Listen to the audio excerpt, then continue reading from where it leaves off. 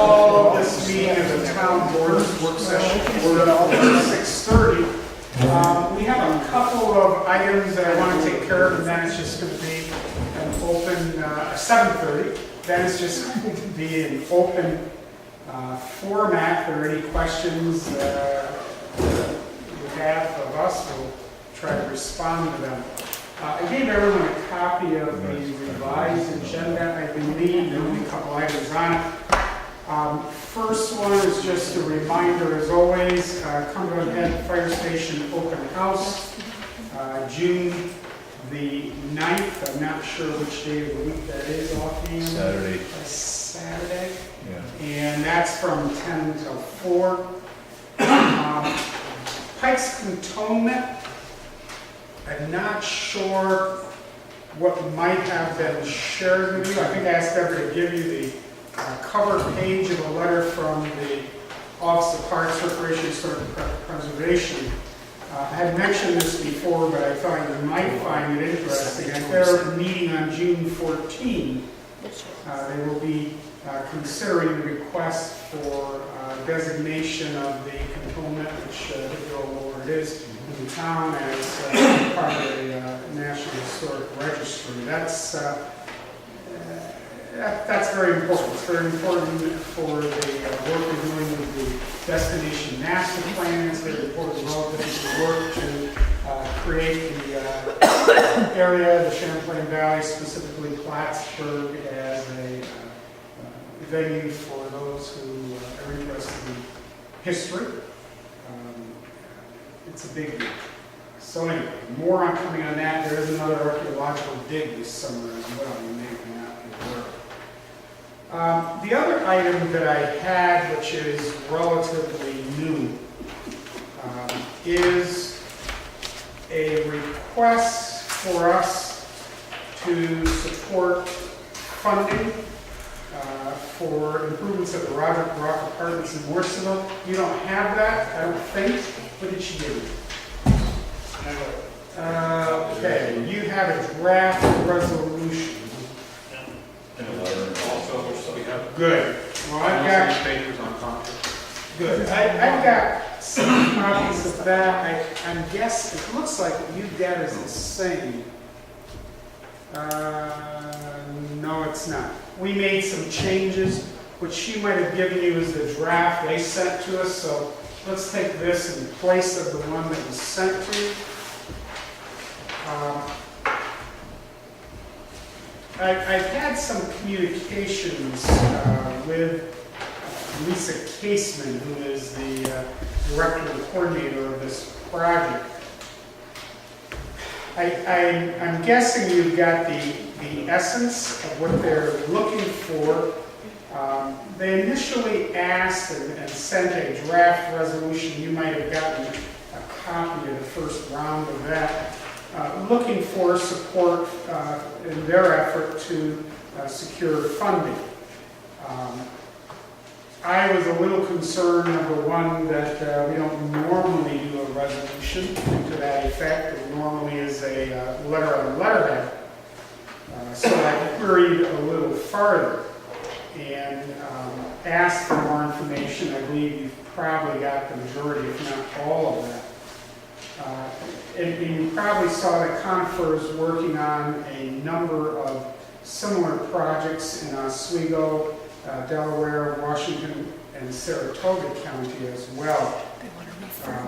The improvements, I believe, are needed. I haven't been in there many times. I've been in the facility. I'm also led to believe that there are some significant needs. The grant funding, of course, would be pretty valuable. These grants, you're somewhat familiar with, I'm sure. We've tapped into similar sources. One concern is, it seems to me a roof, I don't know, it usually lasts more than 5 to 7 years. Mm-hmm. I understand that you use materials that aren't the standard or something, right? But I thought a roof would go at least 10, 15, 20 years. At least that's what we were doing when we were doing the housing project that we were working on on Rand Hill Road. And in this this one says they're gonna replace all the roofs in all these places that are 5 to 7 years old. So I'm kind of concerned with that in terms of supporting this. I'm not against supporting the I picked funds. that up on the windows, is that, if they, it says if they have, okay. But the way I read that down is they were saying if they have not been replaced, if they're older than 5 or 7 years, in other words, 8 and more, then they would replace. But With the assumption. that seems like half the life of the roof. It may be. It depends what they put in, but it may be. I like the other parts where they say if needed, Mhm. and this if needed, but then this part here says it's gonna replace all of them. So, kind of, maybe it's just the way the grant had to come, Right. I'm not sure. That is a little bit of concern because I would think the roof would last longer. I think it's a good assumption. I don't know the particular condition of that particular roof. No, it's not that particular roof, it says every roof. Right, but I'm worried about the one in the town of Plattsburgh. I'm not worried Oh, about the yeah, others. well, that's understandable. And they are putting a pretty, just for the record, a total of over $28 million, about 43,000 units. It's an upgrade like probably has never happened. They don't have the money yet, obviously. They're in a competitive position for the grant money. We need to make a decision, and they need to know right away whether or not this resolution will go forward for next Monday's regular meeting. I don't know if you have other questions, and I'll certainly, I'll contact them about the roof. I don't know if there are any other questions I can follow up. It's not the roof, it's just a $28.5 million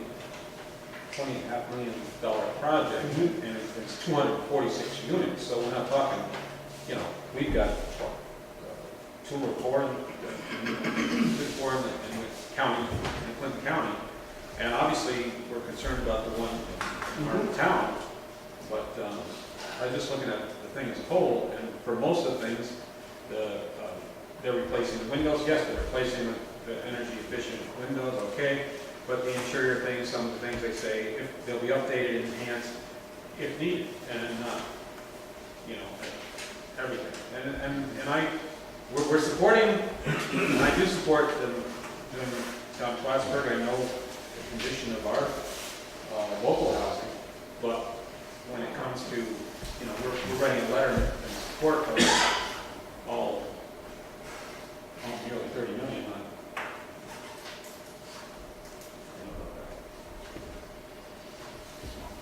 That's a very good point. I'd like to just, as part of the question we asked them, Bernie, just say that, we're very concerned that they may be giving blanket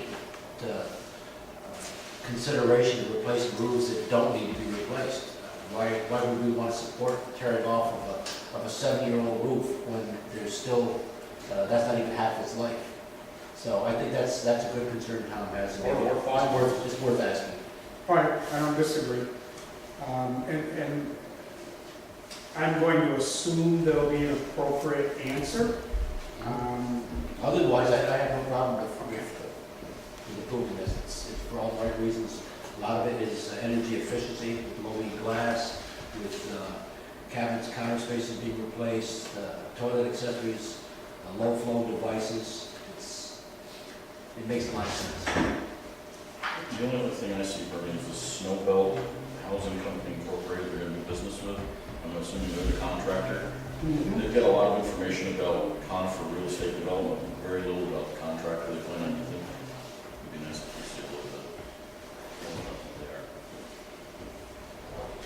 are. And we've got time for me to get that kind of information. And I'm just kind of looking, I obviously did have Deborah photocopy absolutely everything I had.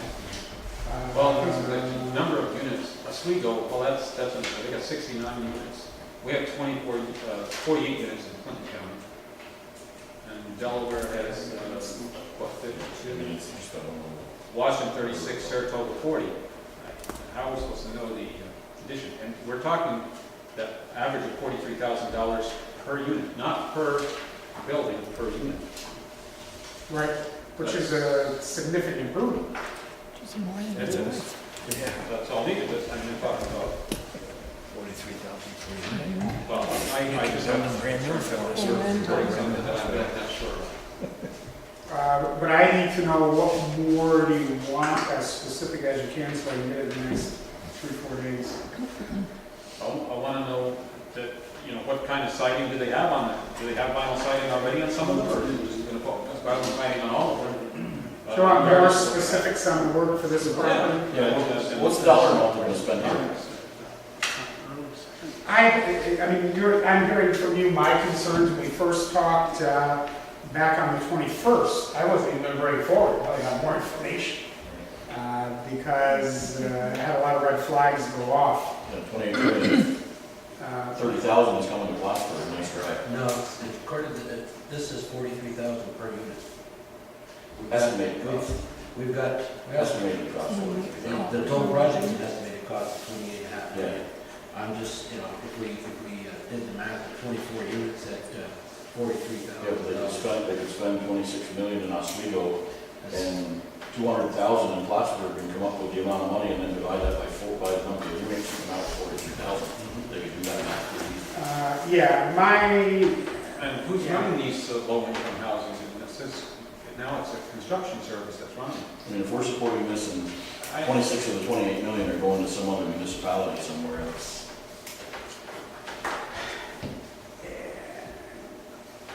If we're rebuilding Oswego's Well, I hear you. housing, I'm- if they're going to rebuild Oswego's, we can get on their back to get something that we need for our community.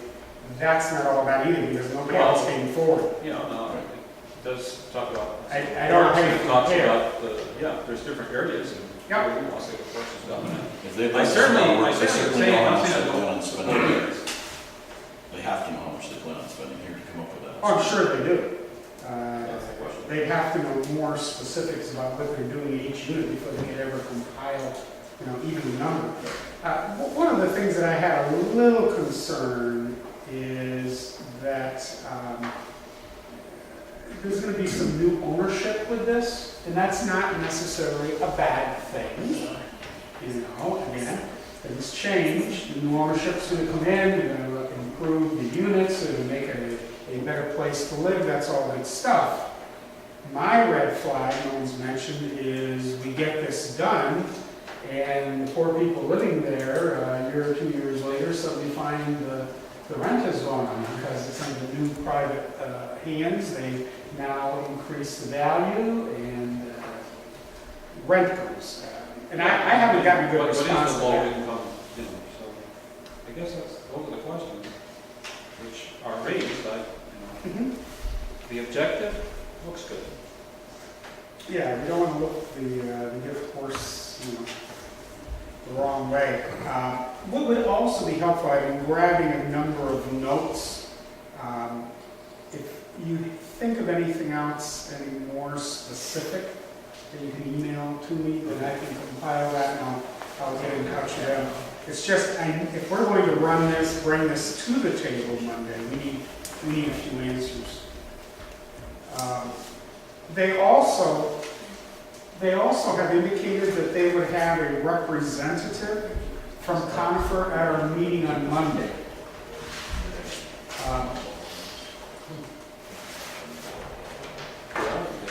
Okay, they will have someone here Monday. They indicated they would do it this evening. I didn't think it would be the right forum, and it wasn't the right time because none of you really had a chance to look at it and, you know, give me the questions that they need to come back and be ready to respond to. And with that said, I will get some feedback. I'm going to assume the feedback continues to make this of interest, and Brant to our meeting will allow them to respond to further questions, and we can go from there next time. Again, I share some of your concerns. I have spoken with them. I didn't get a lot more than you got. You know, beware strangers bearing gifts was my first thought. But someone's willing to help the Roger Rock residents out and improvements to the property. That's not a bad thing either. I mean, anybody can come in any day and buy this thing and do whatever they want to. So, Okay, I think I've got the general consensus. Again, if you think of something else, I've got a pretty good list of some things. I have a few other questions. We'll get those responded to and invite them to Mondays unless they have the wrong answers. And I'll say, you need to come to a work session and spend a little more time on this.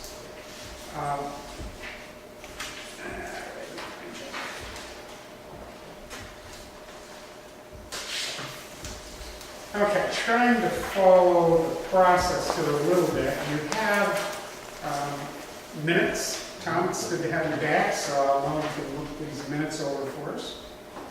And You're past the 21st ones. yep. And well, these are draft. We're going to need to consider for Monday.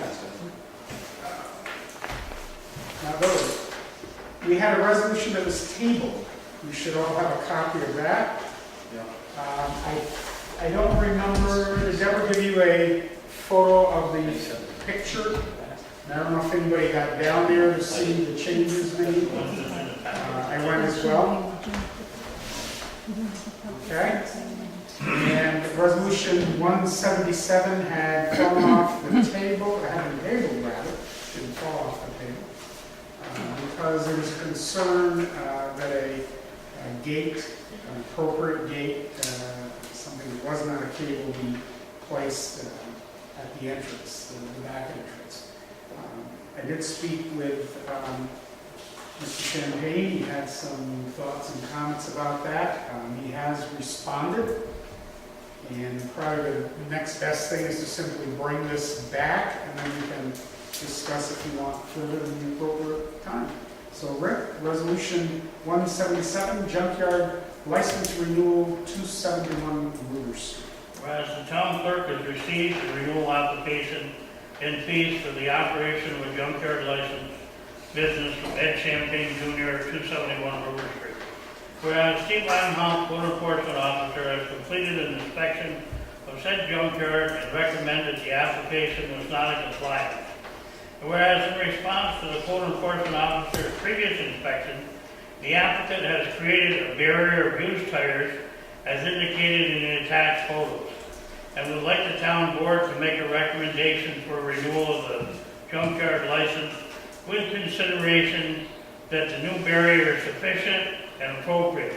Now therefore be resolved that the town board, town proctor, does hereby approve said application, and the town clerk is authorized to issue a junkyard license to the aforementioned applicant, and to be further resolved that a copy of this resolution be given to the budget officer, town clerk, and the post department.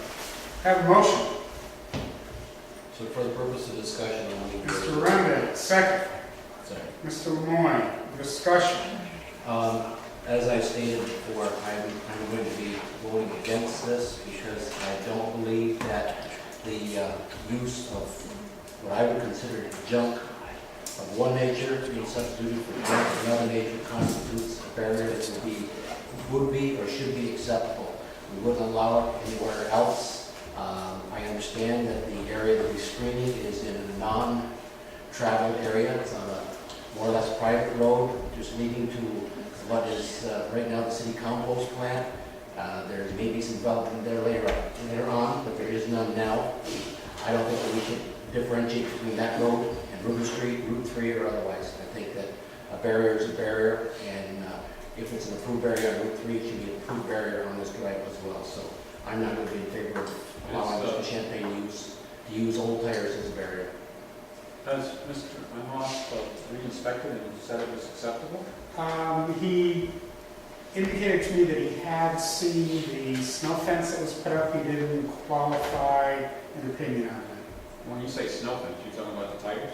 No, the concern why this got tabled, there was some discussion last Monday as well, but the main reason it got tabled was that it was the opinion of the board there should be some sort of a gate, some way to prevent access through the entrance off Reeves Lane. And that's where he used to have that, There's a cable. wire cable across there? In my conversations with him, I told him a cable would not be acceptable.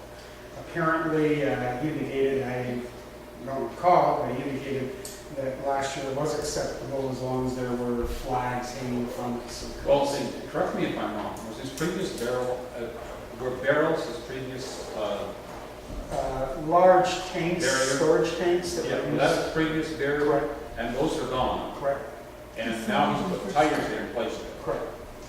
And our code enforcement officer has not, said he's not compliant. That was before there were tires, there was nothing there. When the code enforcement officer first went, there was nothing. The original tanks, storage tanks were gone, and it was wide open. We indicated he needed some sort of barrier, he indicated that he didn't need a barrier because he didn't have any junk back there. I said, well, then you don't need a junkyard license. You don't need a junkyard license, you need a barrier. And that's when he stacked the tires. That, Did he check with anybody in the town first before stacking tires? I don't know that he did. I suspect he did not, based on my conversations. You know, as Gerard has indicated his view, one of my concerns, well, this is a one-year renewable license. I totally agree. I verbally shared the same that, you know, if development were to take place, if residential commercial growth were to take place, if anything changed, this one-year renewable, in my mind, what's there would not be at all acceptable. We get a chance to look at it again in another 11 months. As Gerard said, it is a dead-end road. It is a private road. It's not visible to the public. And one of my concerns, Just from the top of the bridge on River Street. well, there are other things you see there that are even worse. You can see the tires. There aren't that many tires there, to tell you the God's honest truth, but there is some natural barrier. One of my concerns is that really nothing has changed since we approved the previous barriers that were a great question, but nothing's changed. And if anything, again, in my personal opinion, the tires are maybe safer. If somebody goes in there with an all-terrain or something, they won't have to bounce off them and, you know, dent their head on those the storage tanks that are there. It's a junkyard.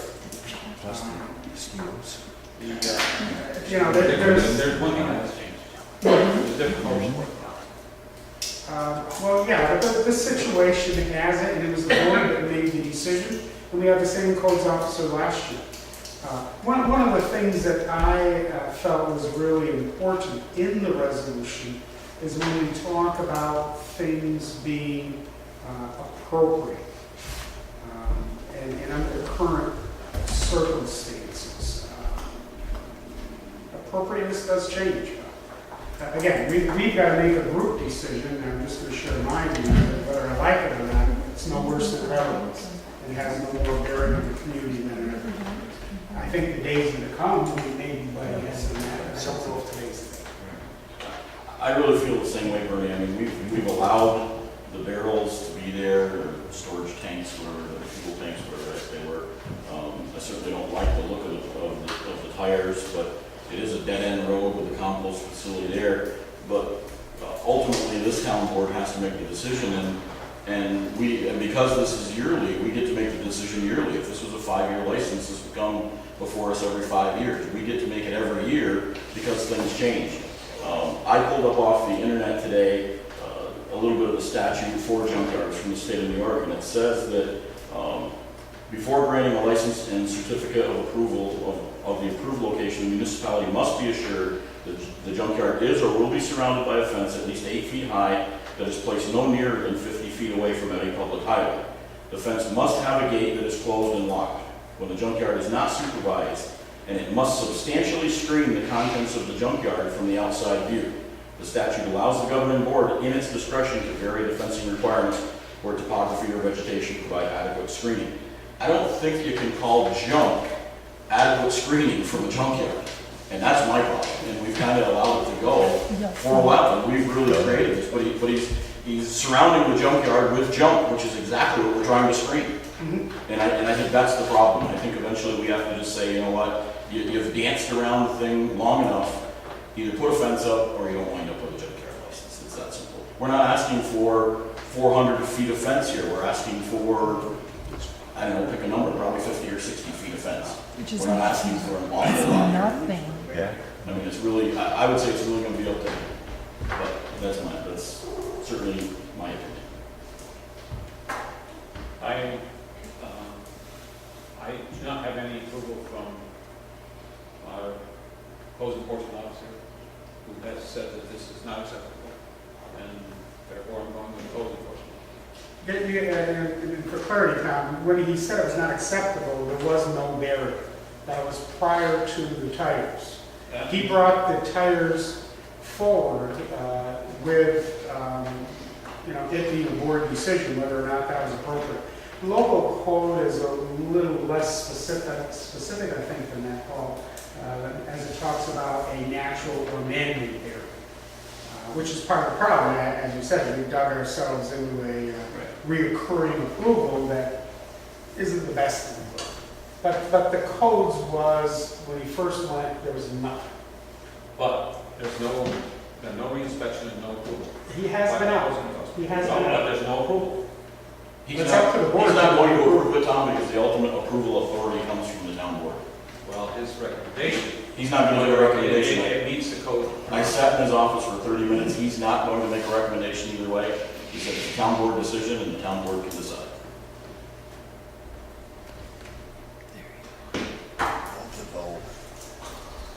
And I think when we talk His about, job is to tell us. I think when we talk about our local zoning ordinance about a man-made barrier, I certainly don't think we were talking about a 10-foot wall of tires. I don't think we ever had that.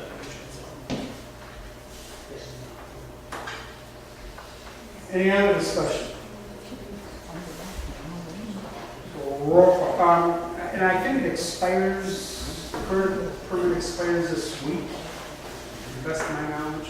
I don't know, Rick, is it this week that the current permit expires? I don't know what kind of ramifications will come of that. Just that. Any other discussion? Roll call. Thomas Woods, No. Paul Lemoyne, No. Gerard Benedek, No. Bernie Bassett. Yes, the resolution does not carry.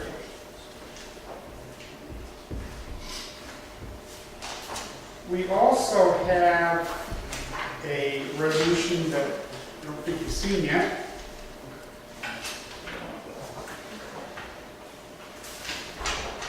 And you can take one and pass the rest along.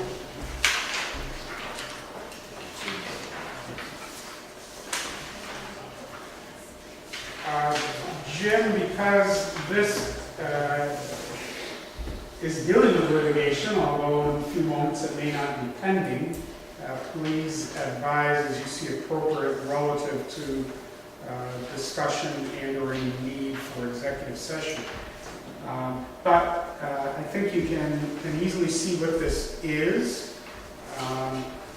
The attached is what we have relative to settling a situation that has been going on since about January of '99.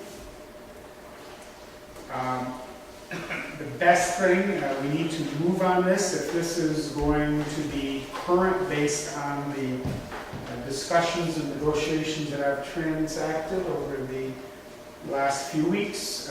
It needs to be acted on tonight. I can get greater clarity of that maybe at some point later, but that's why it's on the table. For the purpose of further discussion, I would ask that we bring it forward. Resolution 180 authorizing the settlement of litigation between Harold G. Alford and the town of Plattsburgh. Whereas Harold G. Alford, on or about January 29, 1999, commenced legal action for breach of contract against the town of Plattsburgh. Whereas after numerous years and many legal proceedings, the parties have agreed to enter into a stipulation under the terms of which the litigation against the town of Plattsburgh will be terminated and a release will be provided by Mr. Alford releasing the town of Plattsburgh, its successors, assignees, servants, agents, employees, representatives, of any and all liability for the consideration of $5,000. And whereas the litigation always contains considerable cost and uncertainty, now therefore be resolved that the supervisor of the town of Plattsburgh is hereby authorized to execute any and all documents necessary to determination of this matter, and he is also authorized to make payment to Mr. Alford in the sum of $5,000. And it be further resolved that a copy of this resolution be given to the town attorney and to the budget officer. Have a motion. So moved. Mr. Lemoyne, second. Second. Mr. Rennick, discussion.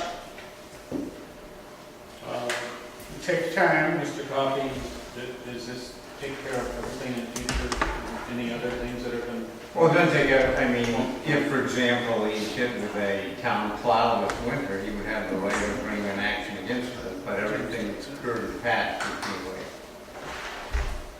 And my assumption is, it maybe says in here, that's pass up to the signing of the document on the date that we sign it.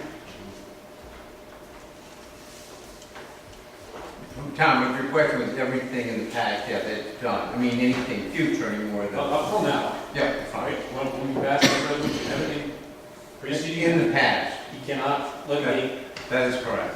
I just want to make Being sure. of the world, Yeah. Well, I want to make sure he's read it and it's by the law. I mean, Well, I know what I think it says. That's up to his attorney, so I presume he has. And he's already fully executed this one. Yes, he has.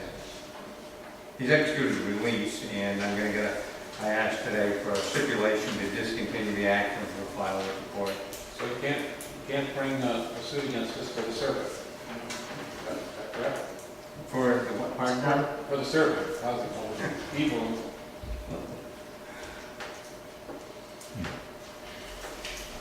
Only because the litigation cost far more than the sum we're settling on here will not be in favor of this, because I'm certainly not in favor of this. But I know the file and I've seen it, and the litigation to go forward in court will cost us far in excess of this, and we may very well lose the litigation, so. Well, we're right. I think that we're correct in our position, the position the town had in 1999, but I agree with you, Paul. That's the reason. Any other discussion? Roll call. How much what? I'm just reading that. We'll have to wait.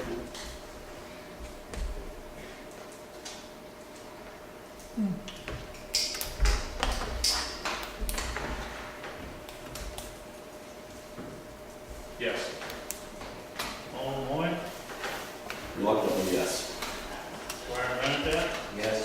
Attorney Bennett. Yes, resolution carries. Next, you have a draft request for disbursement. We've seen a few of these that will show up next Monday.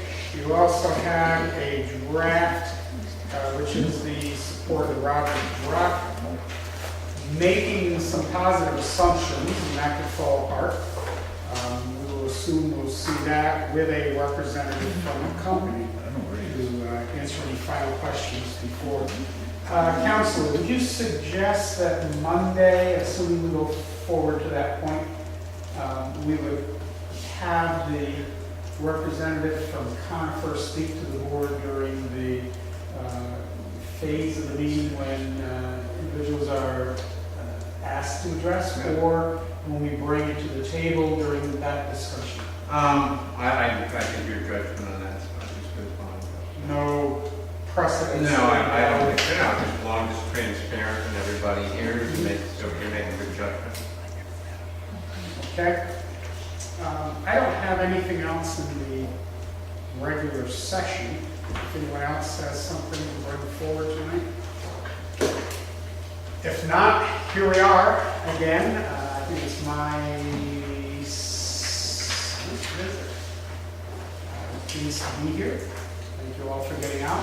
As I stepped into the town hall on my way. The highway department was just getting back, said they had a dozen trees out here that came down. so. Looks like you got a shear that we didn't see out there. They did say there was no damage beyond the guardrail, and they indicated one home, private property, had a tree laying on the home. Well, what happened was because of the erosion on the side of the road, where there's nothing holding the roots of the tree, the wind came along and just toppled them all over. Where was that? Yeah. With the flooding and all, there are a lot of trees just waiting to be easily pushed over. They seem to be coming up root first now versus breaking. It's amazing. But again, I just, quick commentary, as I watched that when we first got the warnings, thank God where we are. I mean, where it went south of us and north of us, again, it just kind of comes and it does the great divide. So as bad as it is here, again, we're blessed that there's a lot worse in other places than it was here. So, not wishing you ill on those other locations.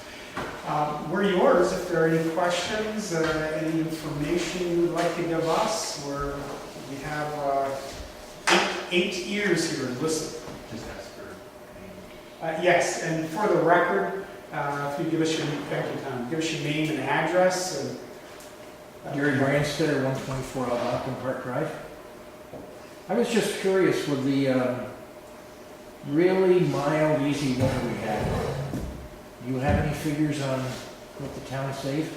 I was keeping track for a while because I was thinking there may be some savings. What the highway department indicated to me for a while, Jim was actually giving me a count of the hours and loads, and again, it wasn't that, we were less than last year, not that significant. Unfortunately, there was so much rain and freeze and ice, they were still out there, they were doing a lot of sanding, a lot of salting.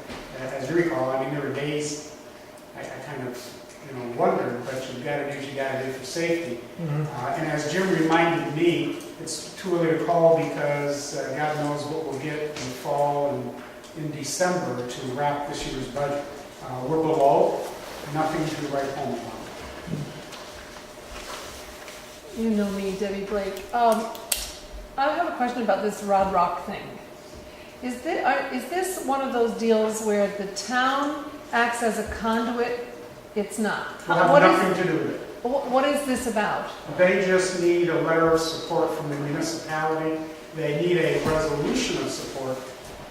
It's the grant requirement from each municipality that these housing units are located in order to apply for the grant. So it's the Rod Rock group that wants to apply, and they've asked you for this letter. Is that? It's general maintenance and improvements Yeah. in windows and roofs, Yeah, yeah. and, the kinds of things those grants do to upgrade a unit. We're one of the many they're doing.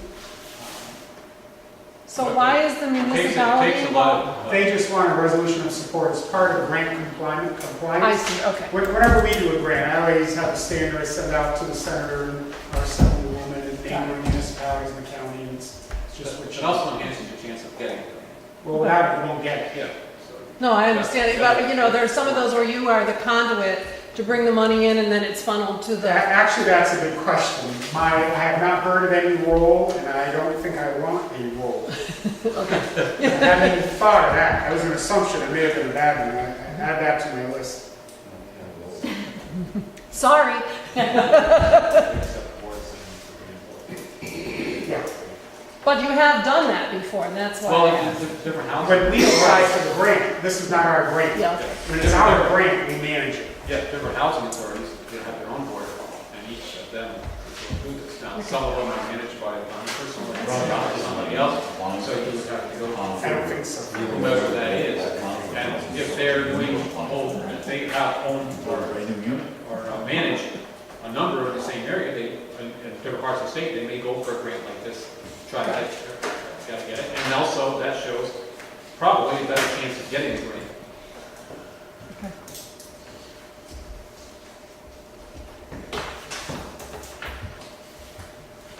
Nobody's going to ask me about the wrenching?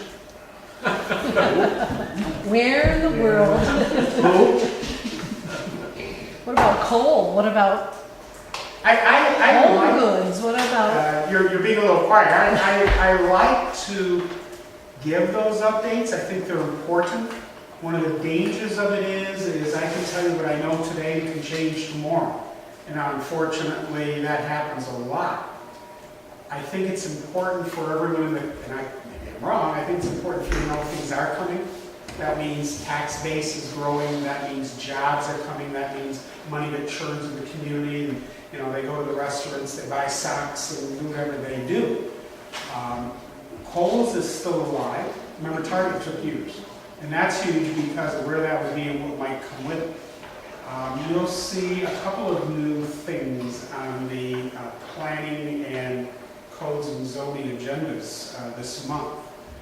Some there's been some chatter about, and there's going to be a project on the Tom Moore Road. They're still not saying anything anymore than it's going to be a commercial building. But it's coming, and it's quite significant. It's over 15,000 square feet. Will the contracts that Bombardier has just gotten, their big ones, is that going to, have they approached anybody about expansion or anything like that? to fulfill them? Nothing at the town. Of course, that's in the city. I mean, we do get a direct benefit, just like, That's true, it is, yeah. Yeah. It's going to bring money in the community. If they have a $1 billion contract, an awful lot of that is going to be salary that stays here. You know, somebody gets to put an addition on the house, somebody builds a garage, somebody buys a home. They take advantage of going to the movies here more often. It's a good thing. It churns money in. That contract and Nova seems to be continuing to do well. APG Neuros, Schluter, all doing very, very well. And what has been a terrible economy are good signs. They're making people feel, okay, and maybe you have. I have a brother-in-law that worked at the Bombardier, and he was getting awful nervous as he was waiting and waiting and waiting. Now it's, you begin to again feel a sense of we can let go a little. Sales tax is up, which is a very good thing. how much? I don't remember the numbers specifically for the town of Plattsburgh. We're maybe over last year 65, 70,000 over last year. If we just got last year's because of the way we budgeted, we'd be okay. I wouldn't want to be there, but we'd be okay. So for us, it's like, okay, we can do that landscaping that sat for 18 years. Of course, a lot of that has to do with the gas price. So I don't know, a lot is a vague word. Some of it has to do with that, obviously. I was in New Hampshire recently and I paid $1.59, or I do that all the time, my age, $3.59.9. It's amazing. Yeah, it's gas and it's the cost of food and it's the cost of a lot of things. Food, there's no sales tax. I think part of it too was that, just not that long ago, Canadian dollar was at par. Whenever the Canadian dollar is at or near par, Canadians flock down here. Plus the regulations have changed. Now they can bring back the same as us. They can bring back $200 a day or $800 if it's more than 3 days. Yep. They were never able to bring that much back. Now they can bring it back, and that's substantial. That's like 4 times more than they were able to bring back before. So they can afford now to come down here and shop. I talked to the Montreal Gazette today, but not their editorial department, but I was asked about, just because I have a business down here, not that really is affected by that, but they're very interested in how much they can bring back and when it goes into effect, and it's going to probably make a pretty good difference. Although the dollar is falling. I thought I read that it already went into effect. I thought it had too. Is it already in effect? 2 to 3 weeks ago, maybe? Oh. No. I thought it was June 1st. Was it? You might be right. I might have misread, but I thought I had read somewhere that it had already gone into effect. It did say that in the newspaper, but I don't know if it said it was in effect or it was going in, but I know it was. Something that you might want to, if you don't know about it, I just found out about it. The Canadian government has just approved the construction of a interstate from Champlain Bridge to Highgate Springs in Vermont. Yeah. And that's not necessarily. Well, it brings them over on the other side of the lake, it brings them to Boston. You know, that's gonna be years and years and years in the making, but they've As soon approved as it. it's done, we'll go put detour signs up. You know, and Gary, one of the things you just said, for the through traffic getting to Boston, for example, they're not stopping here anyway. Yeah. A lot of what's happening here are the people who want to get away for the day, they're going to go for the weekend, and they'll still come here because there's nothing that close in Vermont on Burlington, of course. Some of the retail people I spoke with said that this past holiday, I think it was Victoria, Yeah. they said it blew the doors off any records that they had. It was huge. You've got places like Consumer Square that continues to add and improve and invest. Texas Roadhouse, I'm told the franchise owner owns, don't quote me, I'm probably wrong, I think 33 across the country, and that one is the number one. The volume is good. And it is the ever-increasing cost of things that will produce more sales tax. You buy the same stuff, you pay more sales tax because the price is up some. But not to that extent. I think it's also more money in the economy, a little bit of confidence that, you know, maybe the worst is behind us. And there's stuff still happening that we should be feel positive and be optimistic about relative to economic growth, development, job creation, all that good stuff. A number of projects the town's engaged in, but the other side of that, and Tom kind of blew in my ear, we've really spent these last couple of years investing in cutting our operational costs. And in your own business, you know, if you don't invest in your business, there's a day coming when your business isn't going to produce for you. I don't care what it is, if it's, you know, research and development, or if it's the tools. We've been investing in our business. One of the things we were able to achieve last year in the benefits is improvements in lighting. We literally, and we got some grant money to do it, not 100%, but made a big difference, are getting more lighting in the facility at a lower cost. Speaking of lighting, I I must tell you that you have really ticked off the people that you created a lighting district for without giving them a chance to voice their opinion. And I think you're still going to hear about that. Oh, we might. That's okay. What I'm hoping is before too long, people will see how this plays out, and they'll see the long-term benefit. They'll see There's when a they get their huge- tax bill, they'll see an additional. There's a huge long-term benefit. Paul's been working on that extensively, and I'll defer to you if you want to be deferred to, but I don't think, I think the vast majority of people are going to see a bill that they're happier about.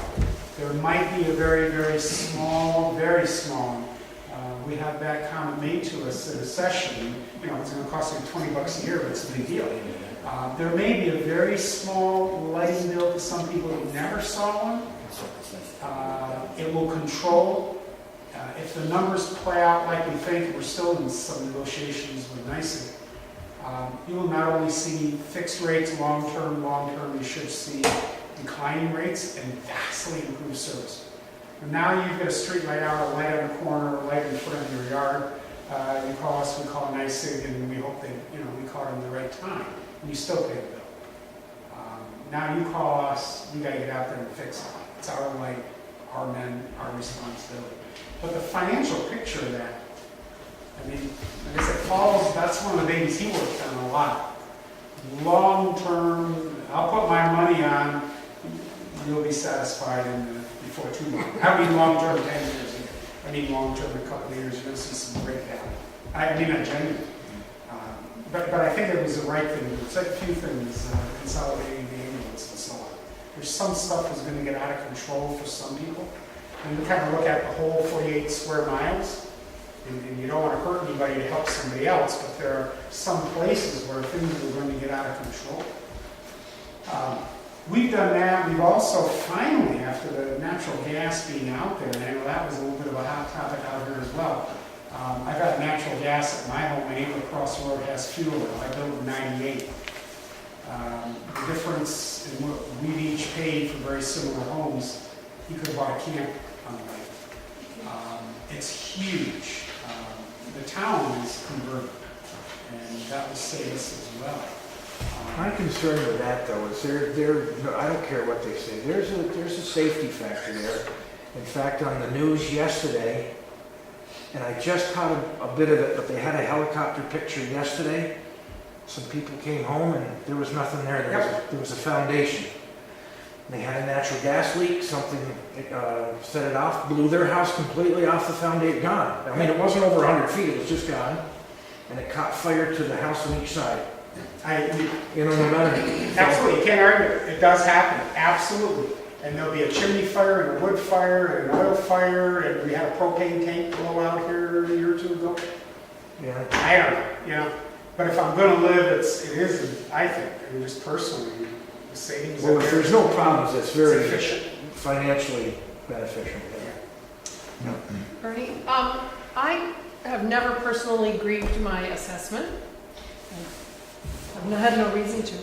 But someone did bring up a concern, and I don't know how it works, and I've never seen the whole process.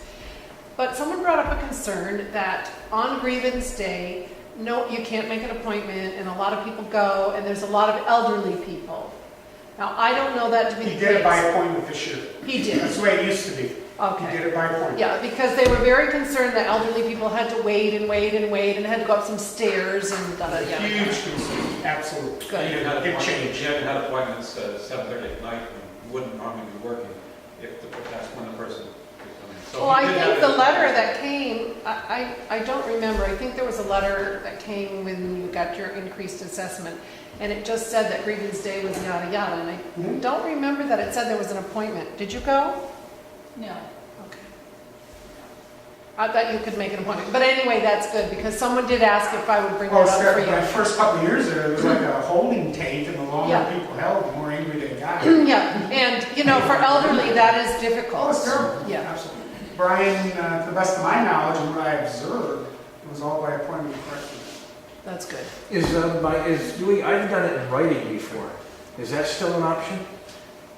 It's hard for me to You know? speak for him, but I Okay. believe it would be. There are some things that are so obvious, and I think Brian tries to be very fair, maybe with someone in this room. I mean, there are people he has challenged with exemptions to say, okay, prove it. There's documentation required. And that made some people very unhappy. But every time somebody gets an exemption, somebody else picks up the slack. So you got to play by the rules. Brian is very good. If you had a fire and you sent a photo and said, my assessment needs to be addressed, my garage burned to the ground, I'm confident he may just drive by and say, yep, and he'll take care of it. I know of stories like that he shared with me. Yeah. He's been quite good about it. If it's justified, it's going down. He had a couple of people say, come in, I look nice on the outside, but that's not what's inside. When you looked inside, you agreed. Yeah, you're over-assessed by your curb appeal. He's been pretty fair, and that's all, that's been our thing, firm, fair, and consistent. You gotta make people pay what they're supposed to, but you also gotta listen to those that have legitimate. What is the scale that they use to assess somebody? I mean, why should this person only go up a couple thousand and that person goes up 25,000? That's a complex question, and my personal response is, I don't think it's totally fair. If Gerard builds a $500,000 house next to mine, guess what happens? I mean, that's been talked about for a long time. I can give you an even scarier application, and that's if somebody from New York City is a little afraid of somebody flying planes into towers, they can afford to spend $600,000 for a $200,000 home on the lake. What happens to every other home on the lake? Now they're all assessed at $600,000 because it goes by comparison. But it's the way things have been done, and it takes an act of Congress to get things changed. I honestly Because that believe person spent that much money means everybody else's property is at that value, if I wanted to go buy one, I'd have to pay that. Assessors use comparisons, and you might have a high range that you can throw out, It has to be more than one. Yeah, Right. it's gotta be But at least if you 3 find one that's, I mean, minimum sold for 600,000, one the same size that just sold for 300,000, you can almost guess it or count on it that your house is gonna go from maybe 200,000 to 275 with at least 300,000. If it's comparable, it's comparable. They may not put you in with the 600,000. I'm sure they're pushing it. Well, I have $1 million and $2 million house next to me. Mine went up 3,000, But you don't have the square footage. but I have three houses on my road. Mine went up 3,000. I complained. Of course, it was already assessed high. The one next door went up 0, and the one across the street went up 8,000. And then on the other street, which is kind of on the corner, went up 25,000. And What is that? That's why I said it's very complex. It is. Comparable is a key word. They find comparable houses. And, knowing what they were, historically, some people got adjusted and others didn't. Over The the- house sells, it gets looked at. The house sits for 30 years, somebody may get by, they may not, however fair or unfair it Yeah, is. so- We have thousands of parcels in one assessor. And the commercial, we really pay attention to. But what I try and tell myself is, if it is being done fairly throughout the town, you're going to raise a levy. And the fact that your value goes up doesn't change the levy. If you're the only one that's being impacted, that's not right. The other thing is, when that happens, somebody comes in and buys that 500, puts that $600,000 home, when you go in for a grievance day, or when you go in to talk with, and our assessor is pretty accessible, get comparable houses that it's sold, or that you know of, and bring in the comparison and say, well, you've shown me these, but here's these other ones. They're not right next to me, but they're comparable. Now you have a little bit more leeway to say, well, it shouldn't go all the way up to where they have all the money and they can afford to pay it. That's at least the way I've approached it. And I think not since I've been on the council. I can't see the range of, like Denny was saying, the range of how much somebody's didn't go up at all, and up to as far as what I've heard, 27,000. That's an awful big range of an increase. Well, some In houses, Champlain Park alone, some houses haven't been appropriately. they should have been. We were reassessed before. Sometimes this happens, different assessors and different things think some things aren't exactly appropriate, or by mistake, not valued according to what should have been, and those will be corrected. So my suggestion is, if you think that that's the case, find some comparable ones and go in and talk to them. It doesn't even have to be, just talk to them ahead of time or something. Call him on the phone when he has free moment or something. You can go over it with him. I don't think anyone should be intimidated to the point where they don't dare go into the town and talk to somebody or to ask a question. And granted, we don't have a huge number of people working in that department, so he's very, very busy, but he tries to work with citizens. Changing the subject. Marcia Cook, 14 West Shore Drive. Anything on the development in the North Country Shopping Center?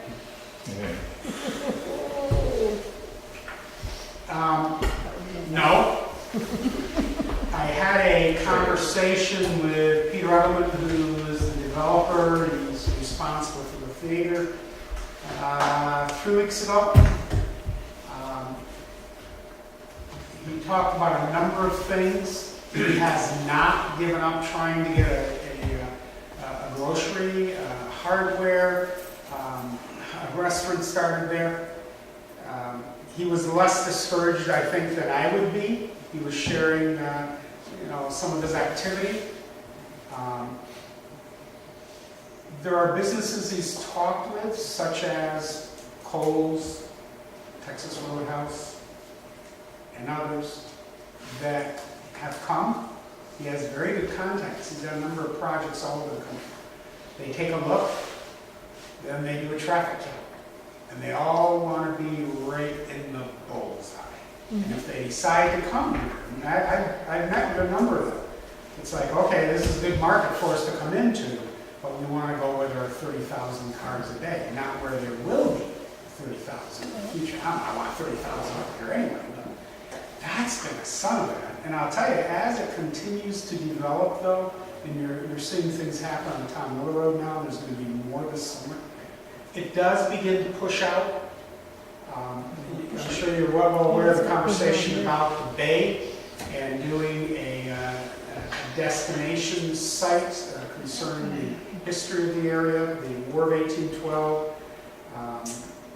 We talked to the city about that as well. That would bring some people, that would create a need for some more development. I think I said 5 years ago, you know, Laurentian is going to be the big game changer. It's going to put a lot of new money in, a lot of new jobs, a lot of new people, a lot of spin-off businesses, and that's going to cause things to push out. We all thought that was happening sooner. We were assured it was happening a year ago this past March. I'll tell you, as I said here, it's not dead. And if I had to put money on something, I wouldn't, as long as I could afford to let my money sit a while, I'd still say I think it's still coming. And if it doesn't, it doesn't. But I'm not going to gain anything by driving in the ground. No, but whenever they do a traffic count, you know, if they happen to forget something at home, have to go back over that thing again, you know, that's good. Do any of you guys have any Invite all feeling, your friends over to have to go by that. any feeling why it's so hard to keep an airline between Plattsburgh and Boston? The airport terminal is going to expand. I'm confident. I've been to some of the meetings. I've seen the designs. It'll have 6 bays.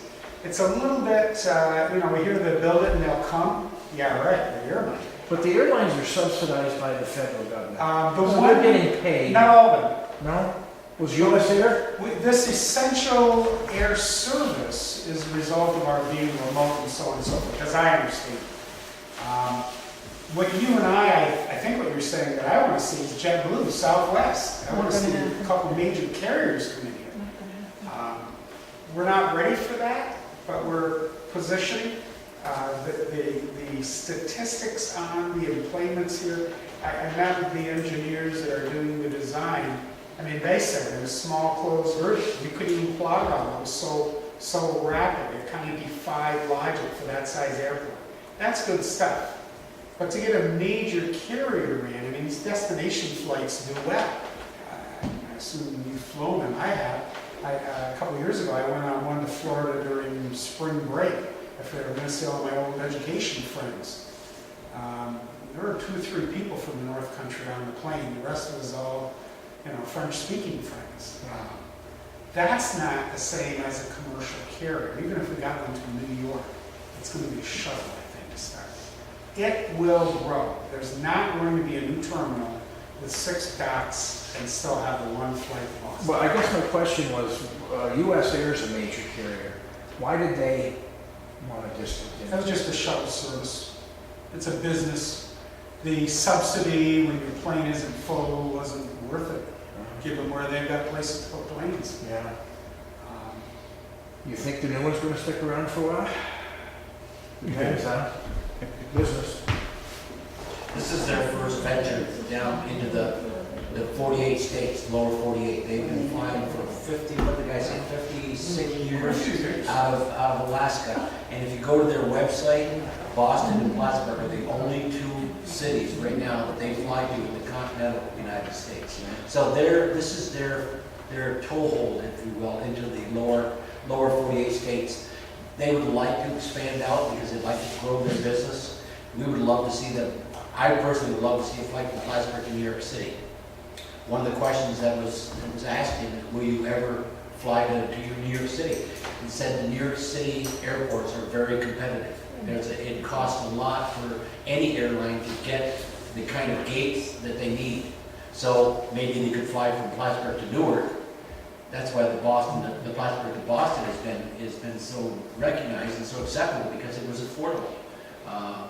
No small airline is going to come in here and try to cast their lots on a New York City gate. Does the new company have an office, actually have They people? will have them in Plattsburgh, they'll have staff there, they're actually going to do their maintenance and overhaul in Plattsburgh, which is good, creates a few jobs. Yeah. They indicated to us too that they will be linking as a ticketing through with 3 or 4 other of the major airlines, so you can board in Plattsburgh with no charge for baggage and take your destination through to one of the other major. Well, I'd be interested in talking to him to get the hop to Boston and then do packages to the Caribbean and Mexico. According to what he said, you can do that, Gary. You can go through Travelocity, and starting June 15th, they're gonna have regular flights, so you should be able to get onto the Travelocity site and book your flight from Plattsburgh to the Bahamas or whatever. Well, you can do that via now. Boston. You actually, you can do that now. I think I that's can gonna do work that. through United. My brother's a United captain, has been for years and years and years. And he said, first of all, the reason you don't get a major here is because you have to be able to guarantee full planes, a certain number of full planes, so many a day, to be able to get a major. United now doesn't fly, if they fly at all, they don't fly from Chicago anymore to Burlington, because even in Burlington, they couldn't fill the planes. Yeah. And Chicago's their hub.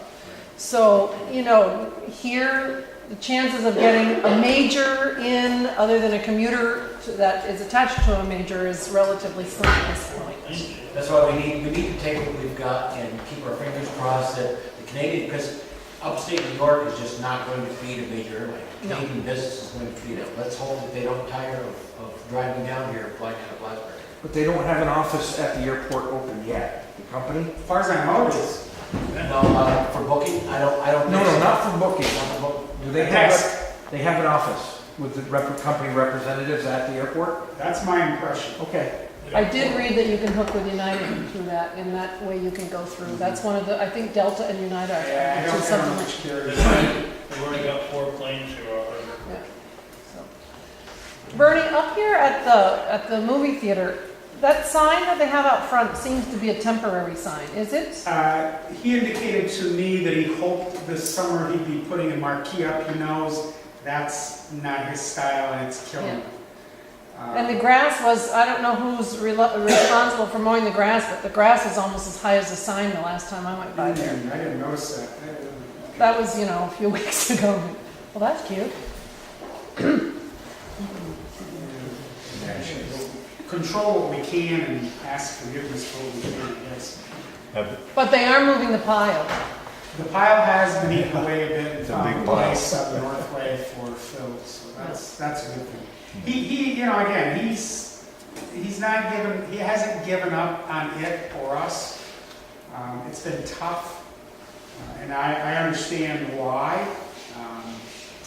3 weeks ago, he sounded pretty positive about beat still, so. He has to do the upgrades with the sound system and with the 3D screens. He said that he's now backed off doing the T-Rex, but he is going to put another larger screen. It's an investment, which is good. The theater business, like a lot of businesses through the winter, was down across the country. Hollywood wasn't putting much out worth paying to go see. Home theaters right down to 3D now are getting better and better and better. And I don't know about you, if I go, my wife and I go, we're going to spend $40 to go eat popcorn and watch a movie. That's a chunk of change. So it's a tough one. But it's still there and it's still as optimistic, I think. But that whole traffic thing that you talked about, that's the reason the North Country Shopping Center went belly up.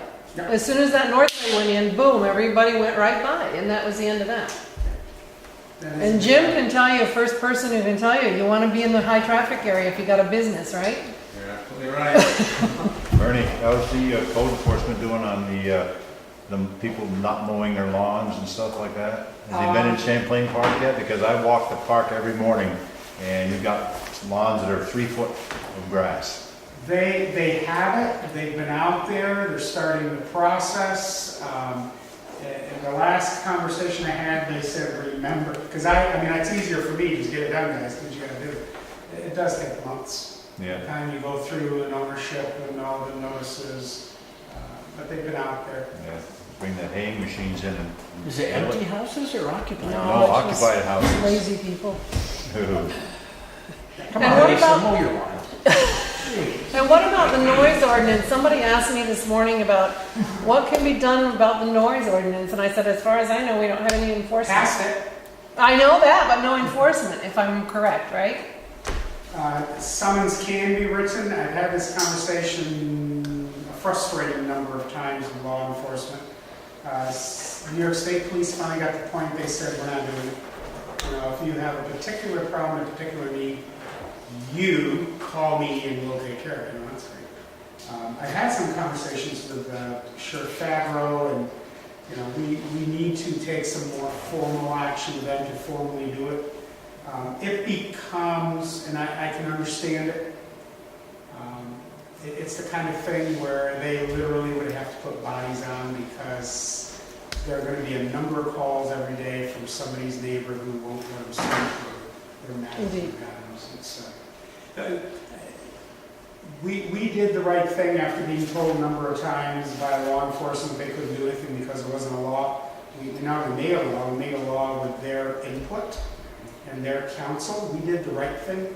So I guess if it is excessively horrific, we can probably push a button. But that's a very discouraging. And we bought the equipment. Yeah, so about they can audio say- honors. Indeed, I remember that. Yeah. Oh, 9 Yeah, years. did you ticket those people that were making large booms today? Because I tell you, they were really loud. We need to cut that noise down. See what I mean? The big calls. It's, you live and learn, I guess, on that one. Right now, enforcement is an issue. Our codes guys can, and one of the things we found, my most recent conversation with law enforcement is, if they'll even respond and go out and remind whoever is creating the excessive noise that there is an ordinance and they need to comply.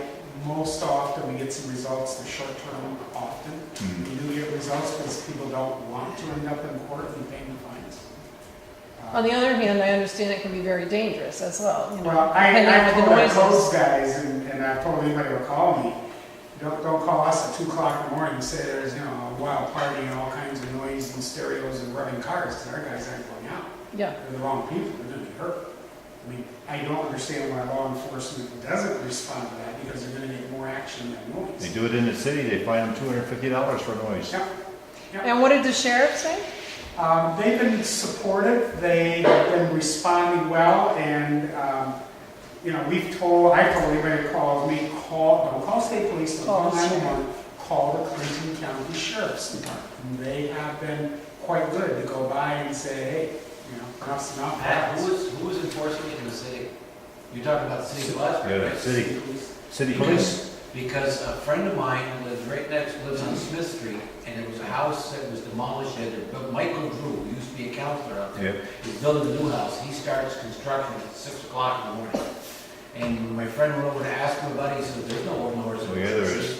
Yeah, there is. Oh, yeah, there is. Oh, Oh, I'm yeah. the one that was talking to Debbie about the noise thing, and she brought it up for me, I don't know.